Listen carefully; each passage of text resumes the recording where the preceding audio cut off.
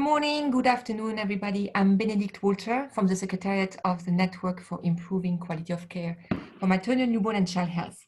Welcome to this first webinar, which will focus on IPC and is part of a series on delivering quality essential maternal, newborn and child health services in the time of COVID-19.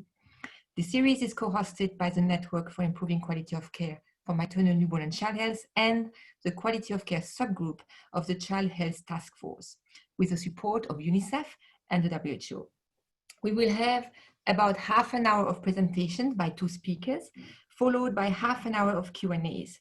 We will send all participants, all of you here today and people who registered, the recording of this session, as well as all the presentation by email, and also direct you to a link where you can have more information.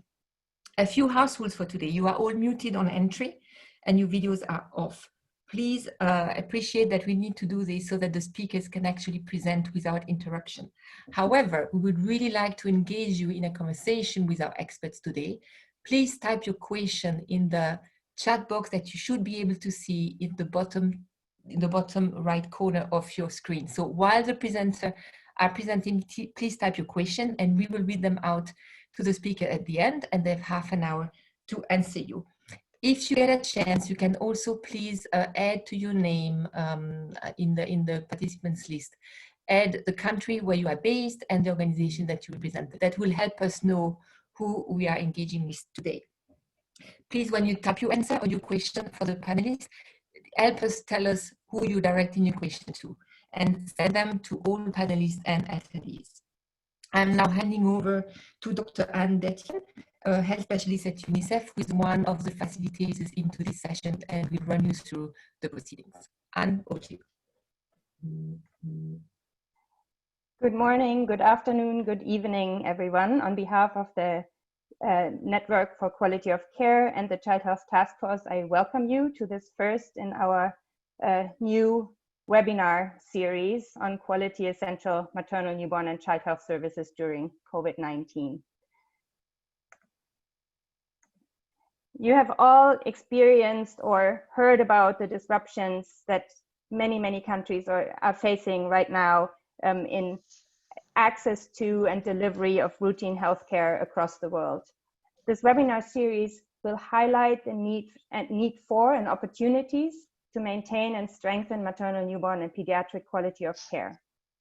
We want to share guidance and learn from countries and experience and engage in dialogue with you, our audience, on challenges and practical solutions that can help us to improve quality and ensure that women, newborns, and children access services during this pandemic.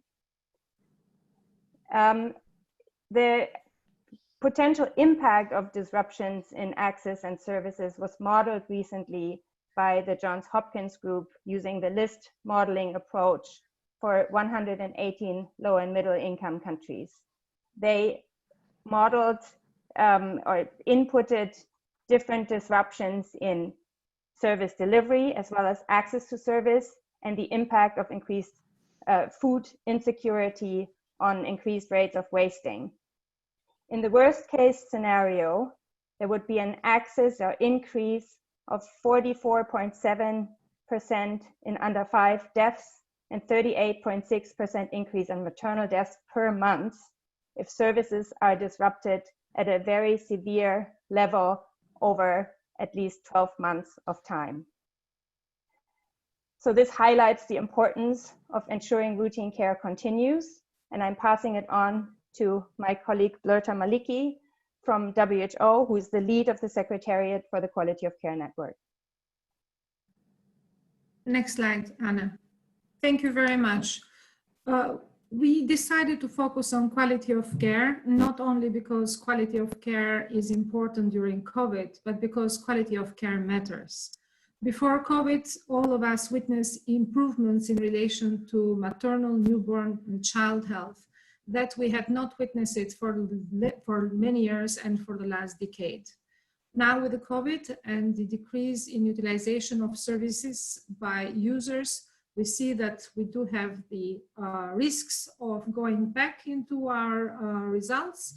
At the same time, we do see an opportunity for improving and maintaining and improving those results by focusing on what matters, and one aspect that matters is quality. We know that during this period, quality is being affected. Effectiveness, safety, people-centeredness, timeliness, equity, integration, and efficiency are all being affected.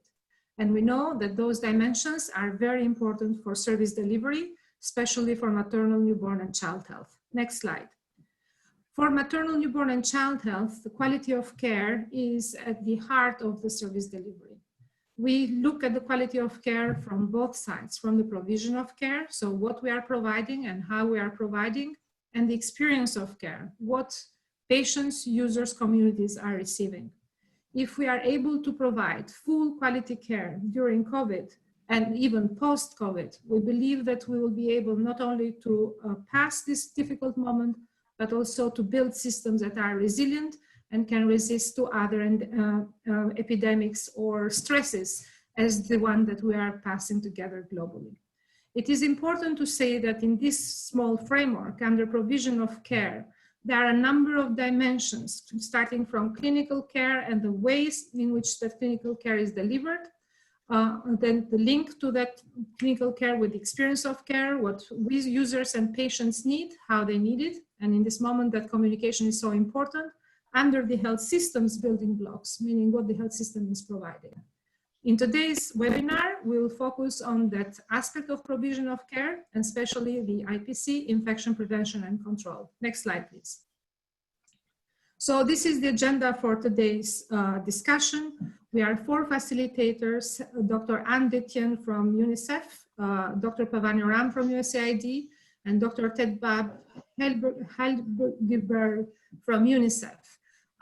The 4 of us will facilitate the discussion that will be led by Dr. April Boller, a medical officer in WHO Geneva, who will present WHO guidance on infection prevention and control during COVID. She will be followed by Dr. Samson Arzoakwi of Ministry of Health of Liberia, who will reflect on, from Liberia's perspective, on how they are implementing the IPC during this epidemic and lessons learned from previous epidemics. And then finally, we will have a group of experts who can take questions and answers.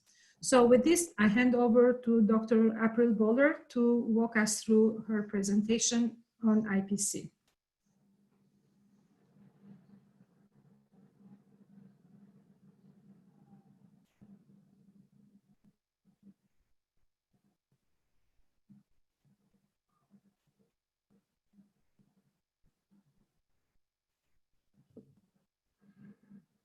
April, you're on mute. You need to do full screen on your PowerPoint.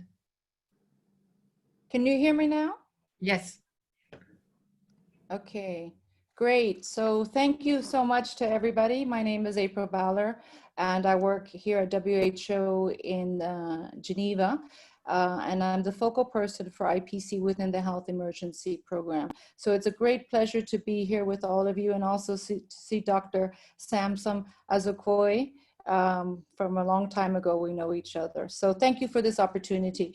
And also thank you to be able to discuss IPC, because I think this is a great start, initiation, foundation for these webinars. So first of all, I just want to go through quickly the importance of IPC. And really, this is an area that if you don't know anything about IPC, there is always a big danger, not only for yourself, for your patients, but even for the community and your family members around you. This is why it's so critical to really understand and implement all of the different IPC practices. So just to frame IPC, we have the practices, but we also have the policy and the broader framework.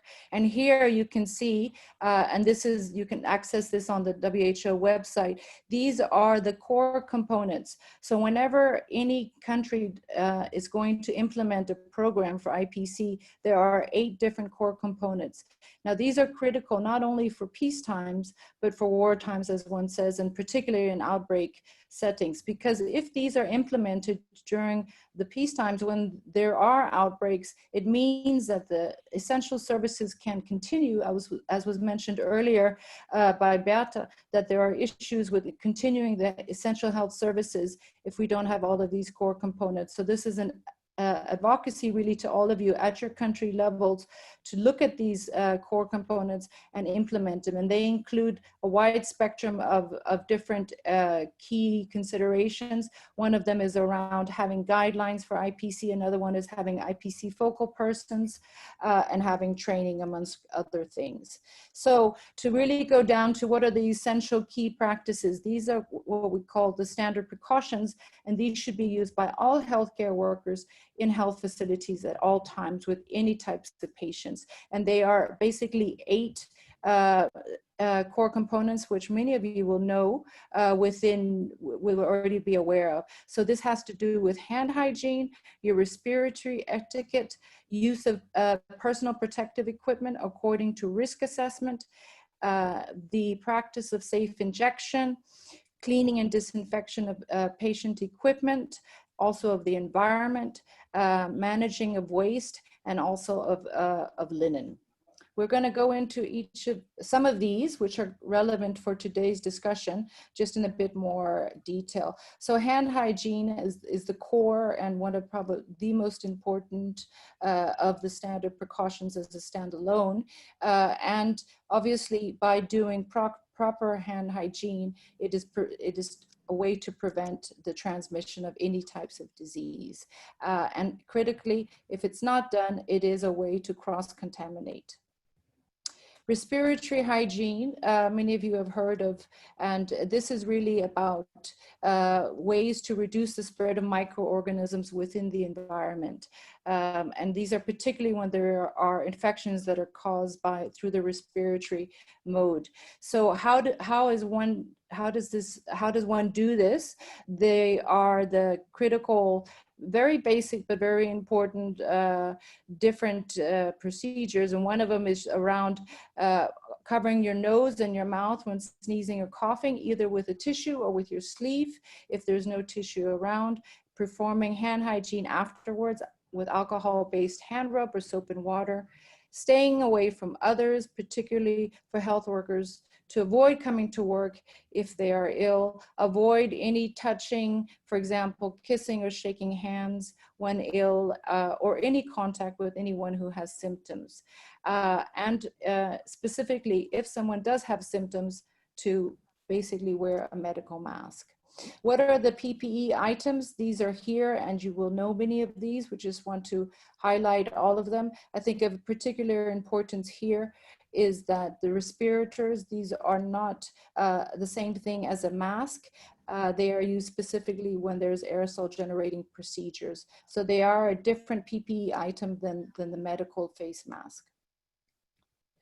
Now, what is critical here for everybody is the risk assessment. So the risk assessment basically is a way to identify what is the risk of exposure and extent of contact with bodily fluids, with respiratory droplets, with blood.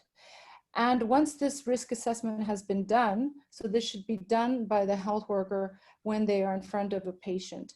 And once they have decided, is there risk of contact transmission, is there risk of droplets, is there risk of airborne transmission, then based on that, they will decide which of those PPE items that we showed before they should wear. So this is very important because this changes from one patient to the next, depending on what is the disease that they may have. So this has to be done on a routine basis. Now, to move on, what are some of the IPC recommendations for COVID in the context of maternal new child health services? So here we'll just go a little bit more into COVID itself. As far as the modes of transmission of COVID, how is it transmitted? There is been a lot of discussion about this. However, the main modes of transmission remain based on the evidence as droplet and contact. So COVID is a respiratory disease and a respiratory infection. So when somebody coughs or sneezes, then they can transmit that through droplets. The other mode, one of the main modes of transmission, is through contact indirect contact. So this is basically when somebody does cough, and then the droplets go on to surfaces, and somebody touches those surfaces, and then they touch themselves, specifically the eyes, the nose, or into the mouth, then they can also become infected. So this is what we call indirect contact through fomites. And there is also, when aerosol generating procedures are done, for example, intubation or extubation of patients, these procedures can generate aerosols, and during that time, there is also a risk of transmission. So with respect to actually setting up the sites for maternal newborn child health services, how does one do that in a safe manner? These are basic but fundamental points for the environment. Ensure that a well-ventilated area or outdoor space is available. This ensures that with adequate ventilation, this decreases the risk of transmission, and also it allows for sufficient space to have a one flow. You want one directional flow of the patients, and to ensure that the physical distance of minimum of 1 meter are maintained. Ensure that there shouldn't be any crowded waiting areas. And also that there's always the availability of hand sanitizers at the entrance of the facility, and perform screening of persons who present before they enter the health facility. And specifically, if there are certain activities such as vaccination that are being done, it is important that you actually position the recipient who not directly in front of the health worker, but to the side, because this also has an effect. So with respect to screening, what is screening and why is it important? It is intended for the early recognition of possible COVID cases. And it really is a way to determine if there are cases, if there are not cases. How is this done properly? Once again, you need to make sure that it's unidirectional. You don't want people to be screened, coming back and forth on each other. Maintain the distance. At the screening site, there should be postages up that reminds the person who's coming of some of the symptoms and signs of COVID. And for the health worker, if they cannot maintain the 1 meter distance, they should wear the mask. So going to COVID situations, what is the suggestion on the way forward now with the pandemic? So specifically, a risk assessment needs to be done. This risk assessment happens at a higher level, a policy level, but it should also happen at the individual health worker level, as we discussed before. Specifically for the program leaders, whether that's at national or subnational level, there needs to be a confirmation of how much transmission of COVID is there in their geographical catchment area. Once this is identified, it can be no cases, sporadic cases, cluster of cases, or a widespread community transmission. Then they should also consider what are the types of activities, service delivery that's going to be done. Once they have these two, they can define and recommend what are the PPE items that should be used. And this can then be a policy from a governmental level. Then the second part of that, the second level, is at the individual health worker. As mentioned before, first of all, obviously they should adhere to the national guidance and protocols, but in addition to that, they need to do their own risk assessment before every patient interaction. So here we can see, this is really looking at an overview, looking at the different scenarios and what are the IPC activities and PPE that should be used. So on your left, you can see that the transmission settings are mentioned, as mentioned earlier. There can be no cases of COVID, there could be clusters of cases, or there could be widespread community transmission. So the important point here to take home is that the IPC activities, they remain the same. The fundamental activities remain the same, no matter how much COVID transmission there is or isn't. First of all, this is adherence to the national IPC protocols, always to apply the standard precautions, the 8 precautions we discussed earlier. Screening is recommended. in any scenario, maintaining the 1 meter distance between, for example, if it's a vaccinator and any family member, but between any health worker as much as possible. Obviously, if you're not having to give patient care, and then ensure that in the situation of vaccines, that the person is positioned sideways to the vaccinator. Hand hygiene is critical, and disinfection of surfaces after each patient interaction. And as far as the PPE, this is now on your right side, and you can see that the PPE requirement, based on what we said in the previous slide, varies based on the setting. And really, unless there's community transmission, there should always be adherence to the national IPC protocols and a risk assessment done. If there are no cases, additional PPE is only indicated if the assessment shows. In situations or settings where there are cluster of cases, medical masks can be considered for health workers, and in community transmission, now the suggestion is that health workers should wear a medical mask throughout the session.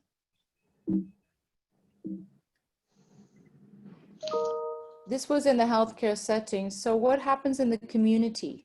In the community, when there's services being provided, for example, outreach activities or campaigns, these are obviously slightly different from being within a healthcare facility. For example, there's the home visits as well.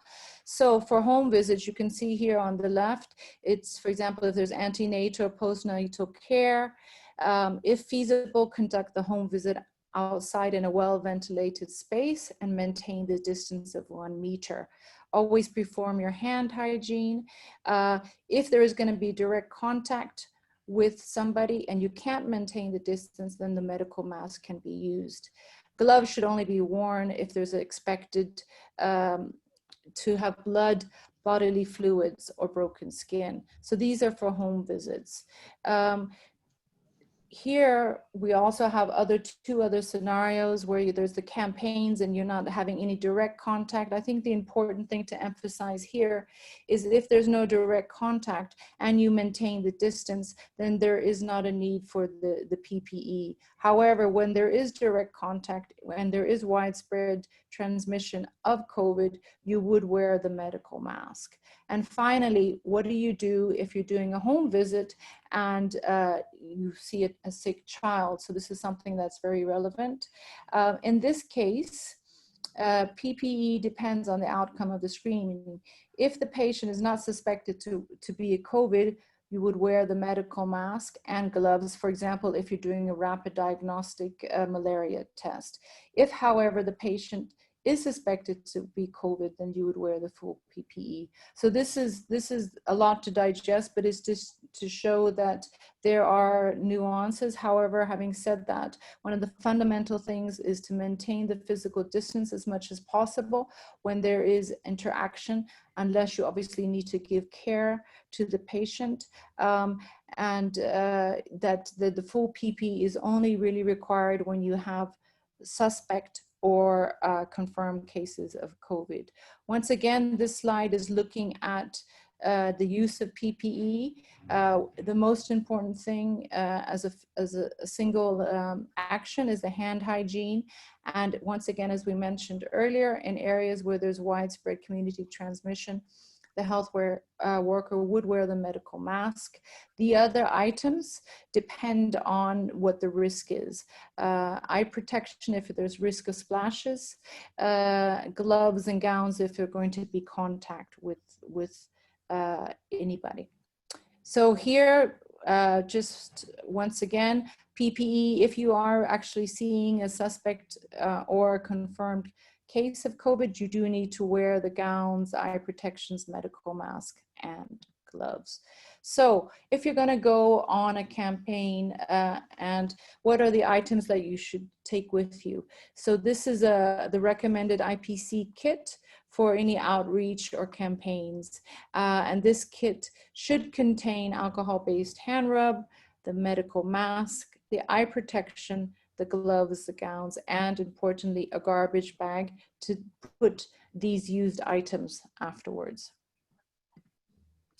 Another key component, which is critical for any of the community activities, is having community engagement, not only for the community activities, but also for people accessing the essential health services and, of course, maternal, newborn, and child health services. As was mentioned by our previous colleague, some of the indirect consequences of the COVID is that there are people who are fearful to go to the health facility and access services, and it's very critical that they do this. So this is where risk communication is important, and to get community engagement.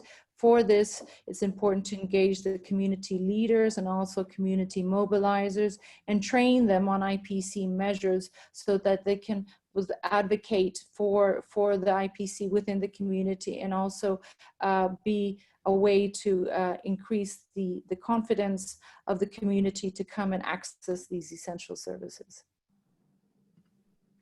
And then just briefly to summarize, the WHO, in collaboration with many partners, has developed guidances for IPC. These can be found on the website. And specifically for COVID, there is about 10 different guidances.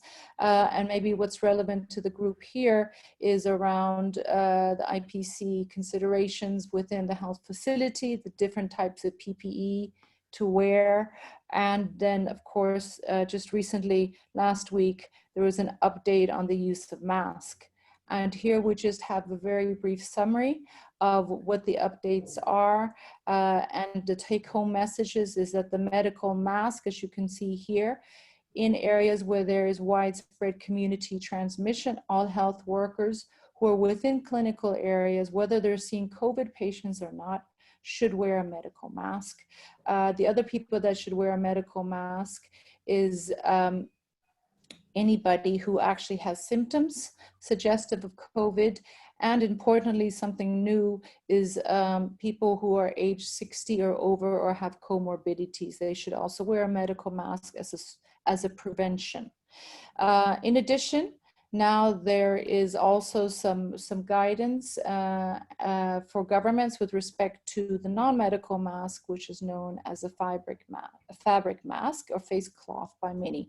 And here the take-home message is that, once again, in areas where there's widespread community transmission, and the control measures such as contact tracing, testing, and as importantly, physical distancing cannot be maintained, and people are in a crowded area, they could use a fabric mask. This needs to be understood that the fabric mask is really more a source of, it's what we call the source control. So if the person wears it, they are preventing other people from becoming infected. Thank you very much. And on that note, it's my pleasure to hand over to Dr. Samson Azakoy from the Ministry of Health, Liberia.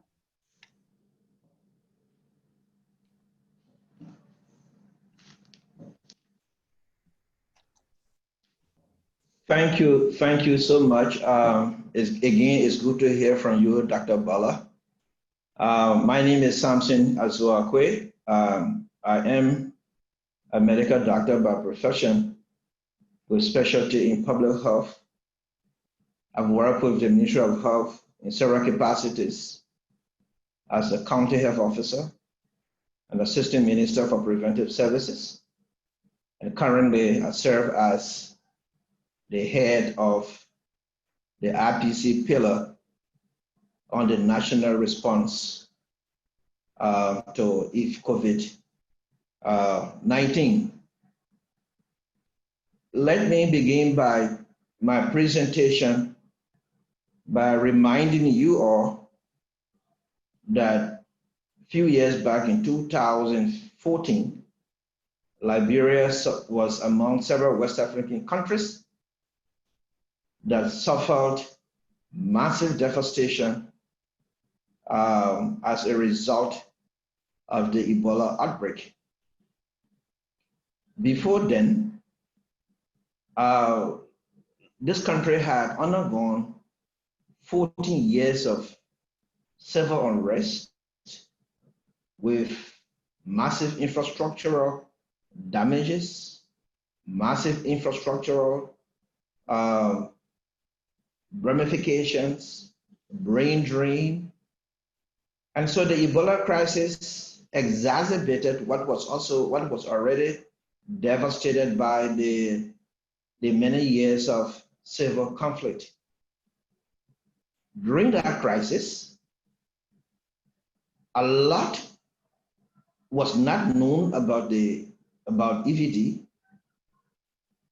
A lot of us professionals then had only read about Ebola and had no experience about the disease.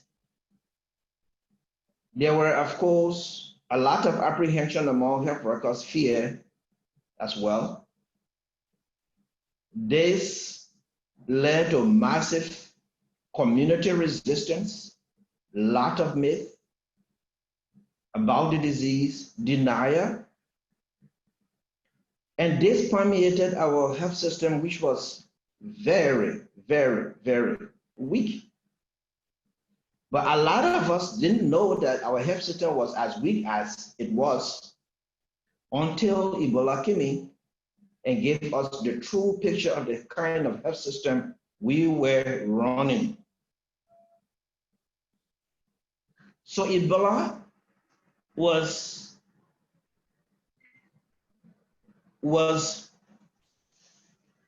such that it exposed some challenges around human resource,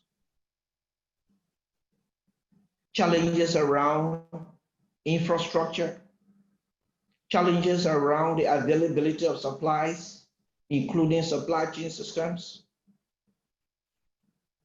and many other gross inadequacies and incapacities that characterized our health system. Therefore, Ebola was greeted by massive flight of health workers. Health workers abandoned healthcare facilities. Patients were left in hospitals. A lot of people avoided healthcare facilities, believing that they could acquire the disease from healthcare facilities. And of course, a lot of health workers that availed themselves, that braved the storm to provide services, equally got infected and died in numbers. But there was something that happened miraculously. The world, the global community sought interest in helping us out of the crisis. So a lot of technical support, material support came to Liberia, including my good old friend, Dr. April Bala, among several experts came to this country to rebuild our system, to re-galvanize confidence in the health system. And one of those areas that is, of course, critical to our discussion had to do with infection prevention control. Before then, though I was a doctor, but there was little known about infection prevention control measures, practices, and protocols. All we practiced in Liberia was universal precautions, basic universal precautions, our healthcare facilities.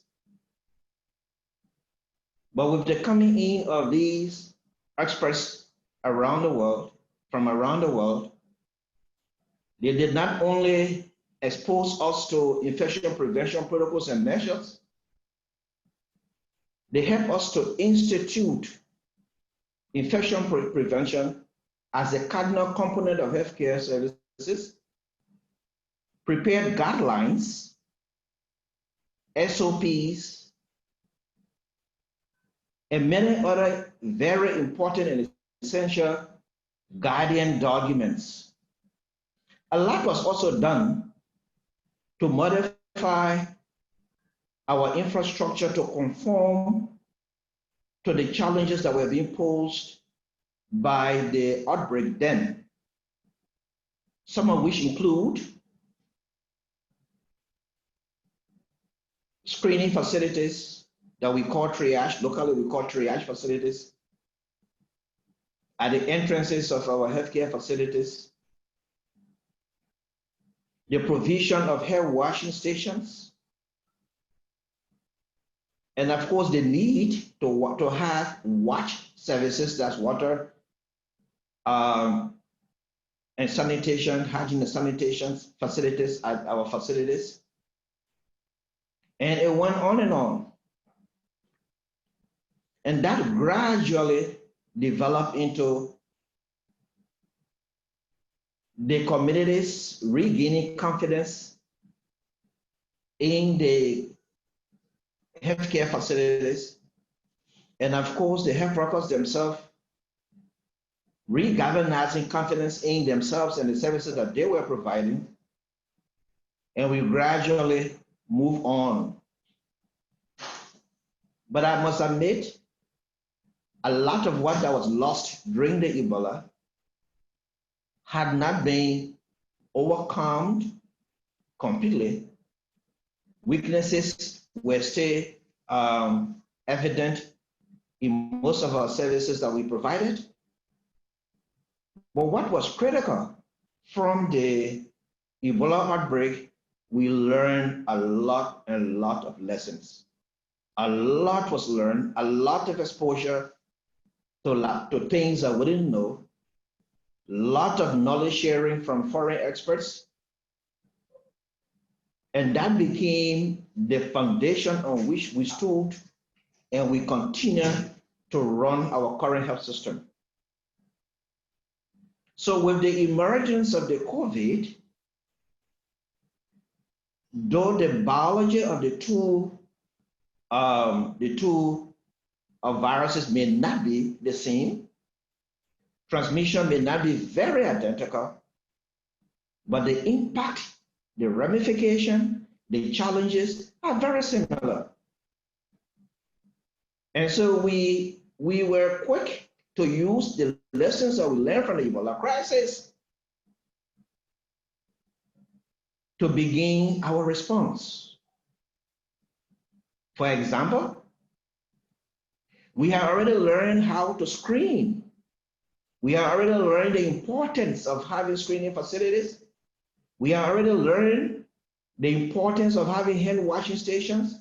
We already learned the importance of having personal protective equipment around. We already learned the importance of institutionalizing infection prevention measures and practices.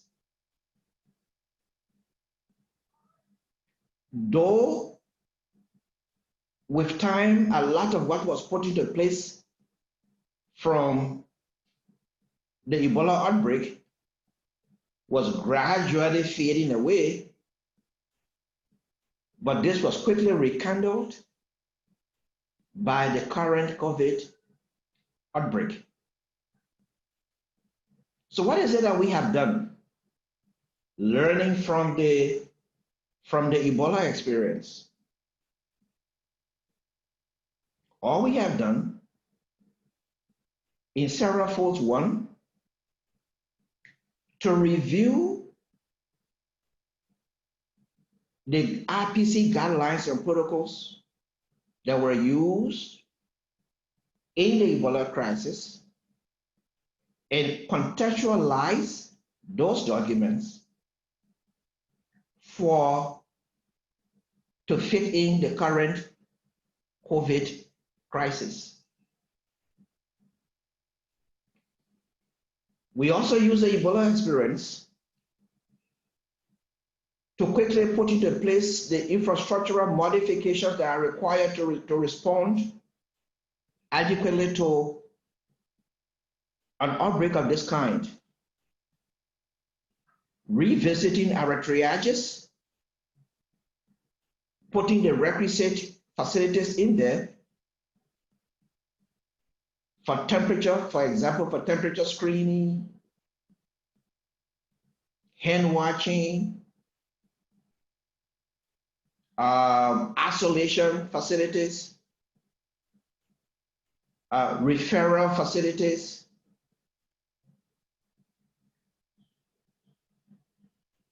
But all along, what remains a major challenge is not the availability of protocols, guidelines, but the will to adhere and adopt those protocols, not only in public facilities, but as well as in private facilities. So to ensure that RPC guidelines are adhered, if not enforced,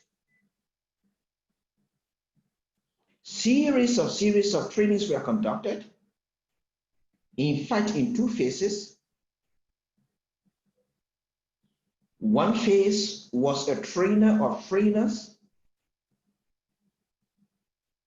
which was done in collaboration with case management to county health teams. And the county health teams were expected to roll out those trainings to primary healthcare service providers. In many counties, that has been done. In other counties, it is still being done.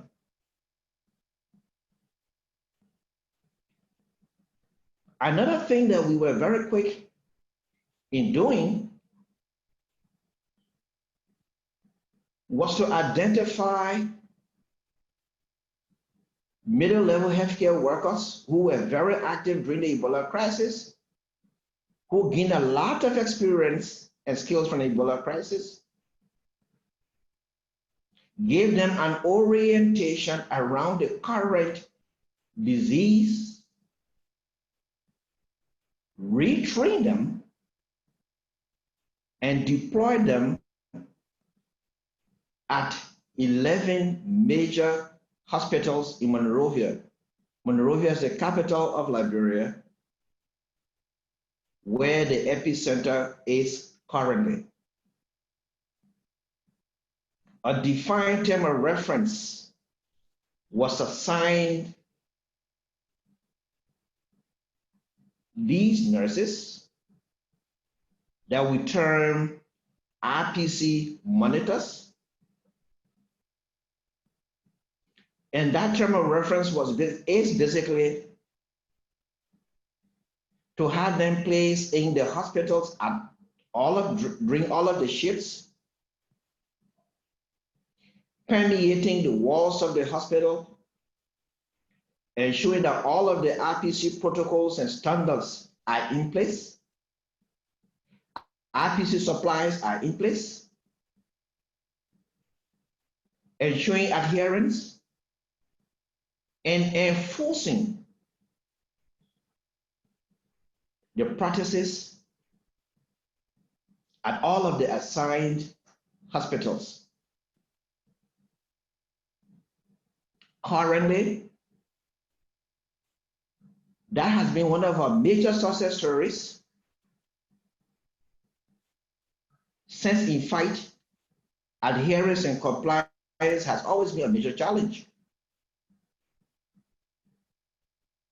But the good news is that,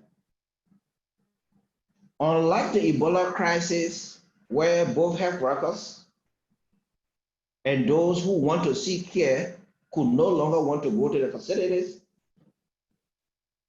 the situation has not changed much in that direction.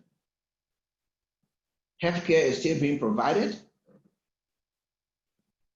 Routine healthcare services are still being provided both at secondary and primary levels, as well as tertiary levels.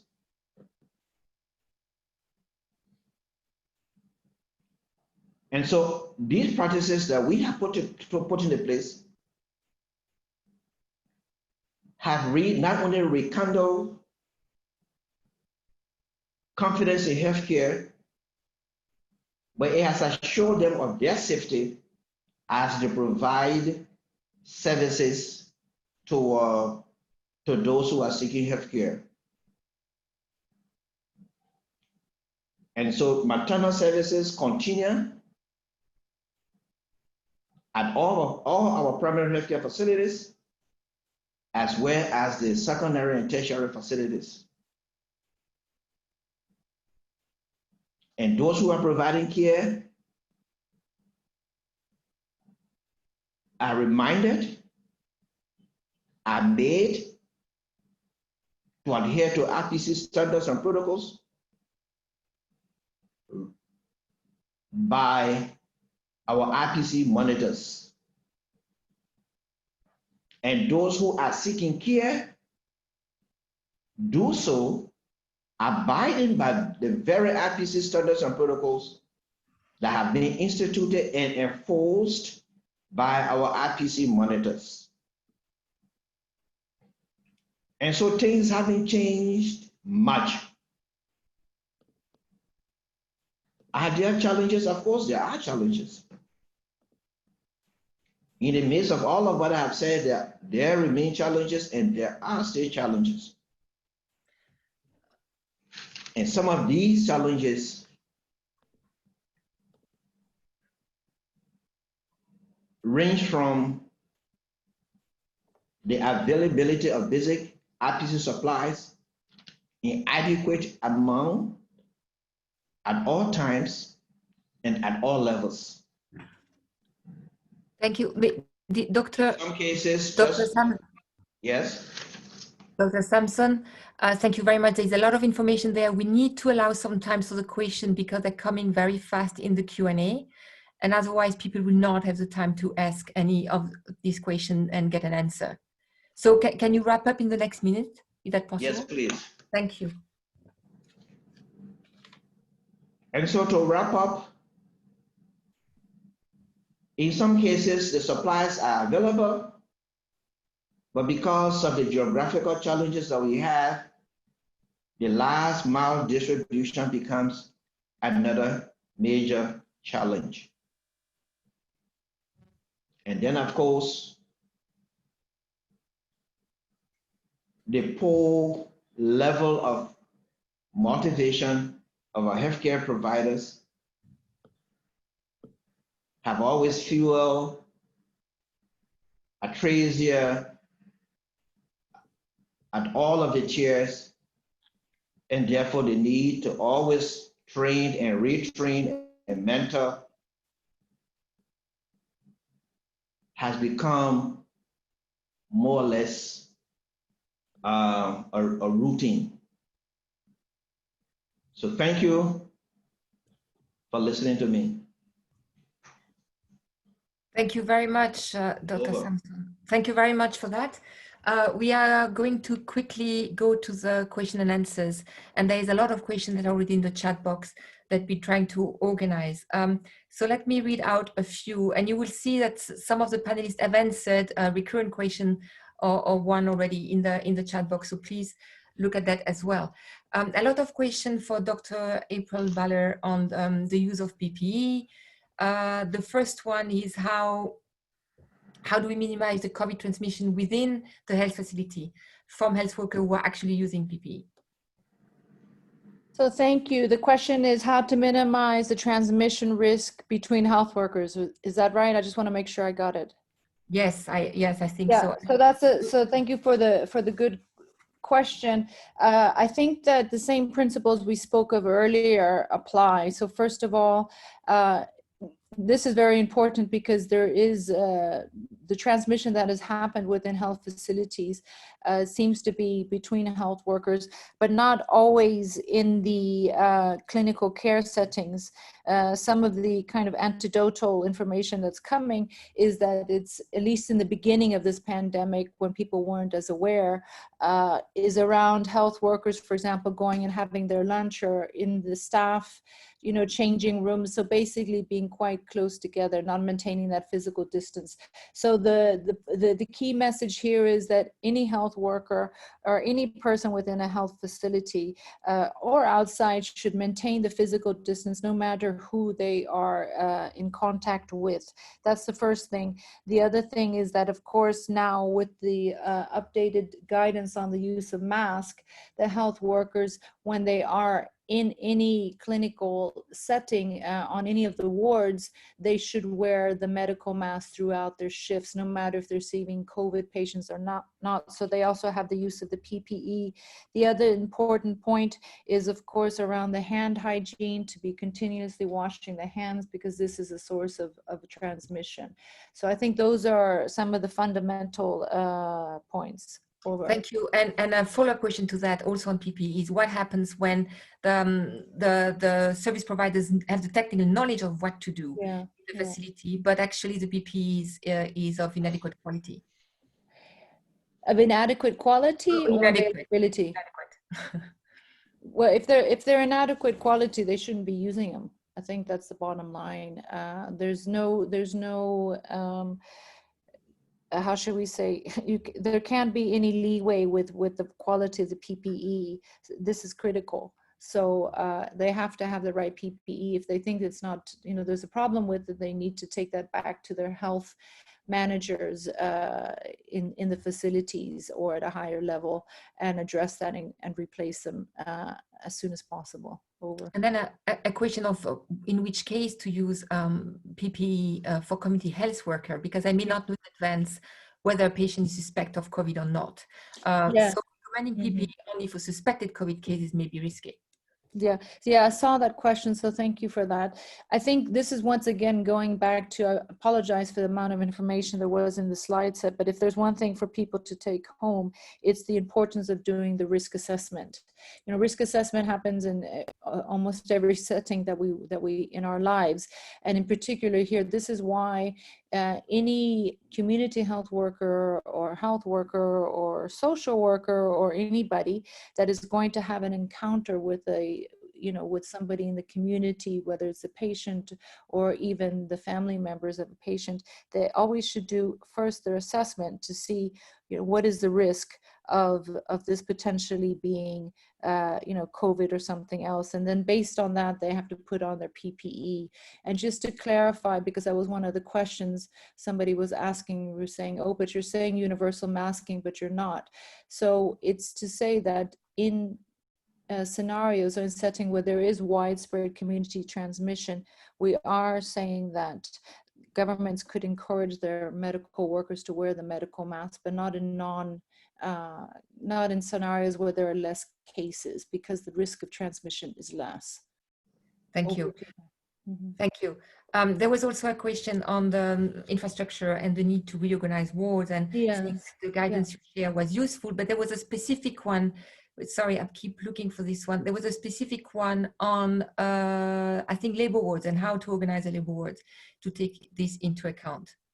Yeah, I think that's a good point. So the wards are all, the same in the sense that you need to maintain the distance. And this is something that's not new for the COVID response. The document I referenced at the very beginning, which is around the core components, it has core components of IPC. It has one of those core components is around the environment. So what's very important is to maintain at least 1 meter distance between each of the beds. And this is not just to reduce the transmission of COVID, but of any other, should we say, any other infections. The other thing that's important is that the ventilation within the rooms should be sufficient.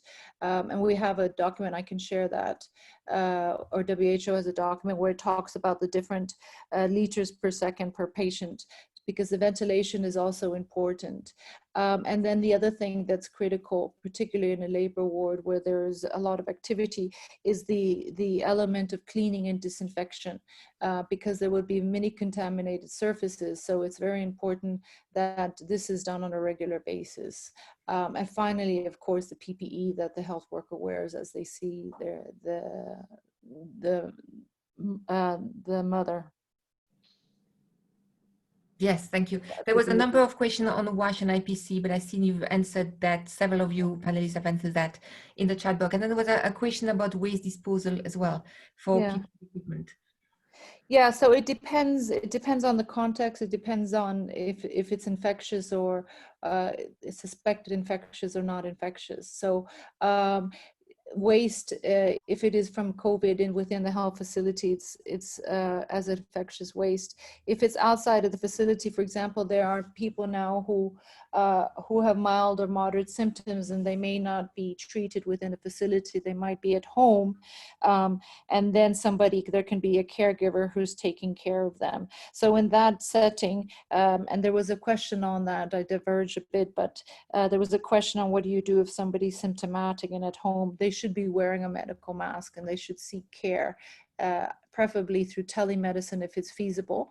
If not, then they should go and see someone. But the point is, if somebody's at home and being cared for at home and they're a suspect or a confirmed case, then the waste should just be put basically into a black bag and disposed of.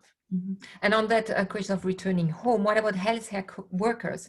How can they reduce the risk of transmission to their family members when they go home? Yeah, that's a good question. So there are many things to put in place. Obviously, most important, what they do at work is critical. So how they take care of themselves, of all the things we've already discussed. But in addition to that, when they come home, it's important that they, first of all, they should wash their hands as soon as they get home. They should change the clothes that they have, wash those clothes. And then obviously, if at any time they have any symptoms, it's critically that they isolate themselves from the rest of the family members if they were to develop any symptoms. And in preparation for that, there are some governments that are recommending that health workers have a room which they would keep for themselves and nobody else in case of that. And then other simple things like using their own utensils, so there's not a risk of cross-contamination. But if they're following, the protocols at work and just keeping basic principles when they come home, hopefully things should be, the risk should be low. Thank you very much. I know we have to close very soon. I want to hand over to my colleague. Before that, all the other questions, we can continue the discussion. You will leave very little time today for all these questions on our committee of practice, and the detail will come on the next slide. And if you could send slide, I will talk about the two guidance or recommend. These are two guidance that are relevant to the discussion. You can look at the short links, and we will also send you this presentation so you can check the link there. One on community-based healthcare and the other one on operational guidance on maintaining essential services. Now, to continue this discussion, this is, can you pass the next slide, please, Anne? Thank you. This is the way we can do this. We have the webinar series, first webinar today, but there is 7 more to come up to mid-September, so please check the series. You can register for the next one on the 25th of June, which is on emergency assessment and triage, with a focus on maintaining quality essential services. You can join the committee of practice, and this question will go there, or the questions that were not answered, so the panelists can enter there after this call. You can also follow the conversation on Twitter and Facebook and join the Child Health Task Force. Again, you will get these slides and the rest of the presentation by email with a recording tomorrow. Berta, I hand over to you to close the webinar, please. Thank you very much for your participation. Thank you to the presenters for their excellent presentations. We will continue this conversation in the community of practice and answer all the questions that were not answered right now. See you and talk to you in 2 weeks' time. Thank you. Thank you. Thank you, Berta, and hello from Bento. And Bola, hello from Bento. Everyone else. Oh, Bento, hello. Sister Bento, welcome. Thank you very much for being with us. And thank you for sharing the experience of Liberia. Thank you. You're welcome. Thank you. Thank you. Bye-bye. Bye. Bye, everybody. Thank you.